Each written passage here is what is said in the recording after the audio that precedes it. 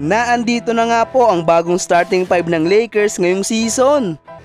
Pero kung bago ka pa lang sa aking channel mga idol, ay huwag kakalimutan na mag-like at subscribe for more NBA updates. Maraming salamat po. Para sa ating unang balita mga idol ay pag-uusapan nga po natin ang posibleng maging starting 5 ng Lakers matapos ang nangyaring trade. Mainit-init nga po ang naganap na trade sa pagitan ng Los Angeles Lakers at Dallas Mavericks, na kung saan makukuha nga po ng Lakers sina Luka Doncic, Maxi Kleber at Markieff Morris, habang mapupunta naman po sa Mavs sina Anthony Davis at Max Christie. Bali ang nangyari nga po mga idol ay pinaghahandaan na talaga ng Lakers ang posibilidad na retirement ni LeBron James, dahil si Luka na nga po ang gagawin nilang franchise player, at sigurado nga po na hindi pa tapos ang Lakers na gumawa ng trade. May isa pa kasing available na first round pick ang Lakers at gagamitin nga po siguro nila ito sa pagkuha ng isang big man, katulad nila Walker Kessler o kaya Miles Turner. Pero halina't pag-usapan na nga po natin ang potential starting 5 ng Lakers. Sa point guard nga po mga idol, syempre ang ilalagay nila dyan ay ang kanilang bagong superstar na si Luka Doncic. Malakas nga po ito maglaro mga idol, parang si LeBron James lang, ngunit hindi nga po ganun ka-athletic. Nag-a-average nga po ito ngayong season ng 28 points, 8.3 rebounds at 7.8 assists per game, while shooting 35% sa tres.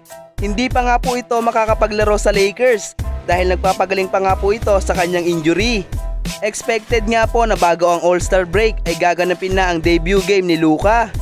Sa shooting guard naman po mga idol ay nandyan si Austin Reeves. Nang mawala nga po si D'Lo ay biglang gumanda ang laro ni Austin Reeves. Pero dahil nandyan na si Luka ay kailangan na niyang bumalik sa pagiging shooting guard. Bali silang tatlo nga po nila LBJ at Luka ang magiging facilitator para dito sa Lakers. Sa small forward naman po mga idol ay nandyan si Rui Hachimura. Maayos naman po ang performance na pinapakita nito ngayong season. Ngunit labas-masok nga po siya sa lineup ng Lakers dahil paminsan-minsan nga po ay sumasakit ang kanyang injury. Sa power forward naman po mga idol ay nandyan si LeBron James. Kahit may edad na nga po itong 40 ay parang hindi pa din natin nakikita na nagde-decline ang laro nito. Dahil nag-a-average pa nga din po ito ngayong season ng 24 points, 7 rebound at 9 assists per game, while shooting 38% sa tres. Emotional nga lang po ngayon si LBJ mga idol dahil hindi pa nga din po ito makapaniwala na na-trade na si Anthony Davis. Pero magiging masaya naman po si LBJ sa kanyang bagong teammate na si Luka Doncic. Sa center position naman po mga idol ay nandyan si Jackson Hayes.